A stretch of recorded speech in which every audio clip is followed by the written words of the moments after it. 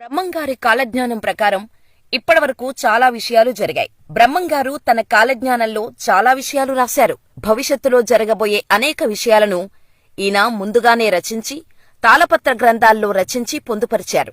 అయినా ఇప్పుడు కాదు, కొన్ని వేల సంవత్సరాల కిందనే తాళపత్ర గ్రంథాల్లో ఇప్పుడు జరగబోయే విషయాలను రాశారు. ఇవన్నీ జరిగాయి కూడా, ఇప్పటికీ జరుగుతూనే ఉన్నాయి కూడా. అందుకే బ్రహ్మంగారు చెప్పిన కాలజ్ఞానాన్ని అందరూ నమ్ముతున్నారు.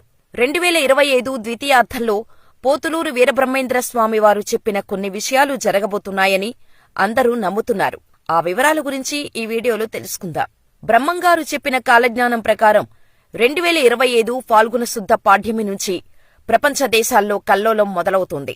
యుద్ధాల కారణంగా బంగారం, ముడి చమురు ధరలు ఆకాశాన్ని అంటుతాయి. సామాన్యులకు అందుబాటులో లేకుండా పోతాయని చెప్పారు. 2025 సెప్టెంబర్లో భారతదేశానికి తూర్పు ఉన్న సముద్రంలో సుడిగాలి పుట్టి అది ఉప్పెనగా మారుతుందట.